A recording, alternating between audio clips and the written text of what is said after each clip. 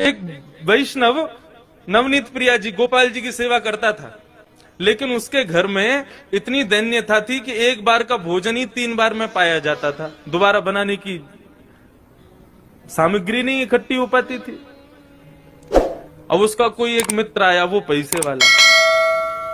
उसने आकर के उससे कहा, और भाई सब ठीक? बोले हाँ सब ठीक। बोले तुम्हारा दिन सुधर गए कि नहीं? बोले अब वैसे ही है भैया, क्या करें, एक समय रोटी बनती है, उसी से शाम तक का गुजारा होता है। बोले अच्छा तुम पूजा वूजा करते हो क्या? बोले हाँ। बोले किसकी करते हो? बोले गोपाल जी, नवनीत प्रिया जी, लड्डू गोपाल, इनकी पूजा करता हूँ। हंसने लगा मित्र, इनकी सेवा करते हो? अरे ये भी बेचारे जब इनको पूतना मारने आई ना, स्तनों में विष लगा के, तो ये भी नेत्र बंद करके शंकर जी से मदद मांग रहे थे कि पूतना के स्तन के विष को तुम पी जाओ।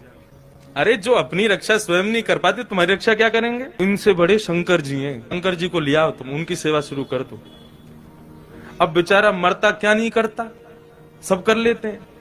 शंकर जी ले आया दूसरे दिन, और नवनीत प्रिया जी लड्डू गोपाल जी को दूर एक जगह टेबल पे बिठा दिया। बोले तुम्हारी सेवा अब हो गई, तुमने तो कुछ किया नहीं, अब इनकी करेंगे हम। अब शंकर जी की पूजा उसने शुरू कर दी।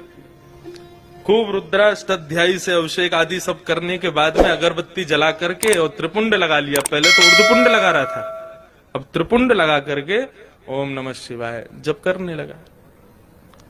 अब जैसे ही आंख खोल के देखा तो जो उसने अगरबत्ती जलाई थी उसका धुआं उड़ करके गोपाल जी के पास जा रहा था। अब वो धुआं है, वो तो कहीं भी जा सकता है। अब जैसे ही गोपाल जी के चारों तरफ उसने धुआं देखा तो ठाकुर जी के पास जाके क्या बोलता है, इतने वर्षों से सेवा कर रहा था, तब तो मेरी नहीं सुनी, आज दूसरे किसी को ले आया तो चिढ़ के मारे उसकी अगरबत्ती भी खुद ही सूंघ रहे हो। ठाकुर जी को बोला तुमको यहाँ बैठने ही नहीं दूंगा, अलमारी में बंद करूंगा। जैसे ही ठाकुर जी को इस भाव से उठाया, ठाकुर जी प्रकट हो गए वहां पर, चरणों में गिर पड़ा। बोले महाराज आपने आज तक मुझे दर्शन नहीं दिए, शंकर जी के आते दर्शन कैसे हो गए? बोले देख ये भेद बुद्धि मत रख, मुझ में शंकर जी में कोई भेद नहीं है, और शंकर जी आए इसलिए दर्शन दिए ऐसा भी नहीं है।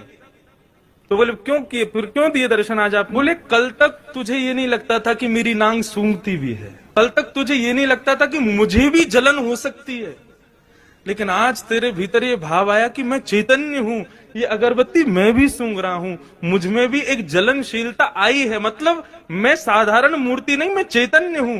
जब तेरे हृदय में ये भाव आया तो मैं पीछे क्यों हटूं, मैं भी प्रकट हो गया, मैं भी क्यों मूर्ति तक रहूं? जब तू ही मुझे इतना ऊपर पहुंचा चुका है तो मैं भी प्रकट हो गया।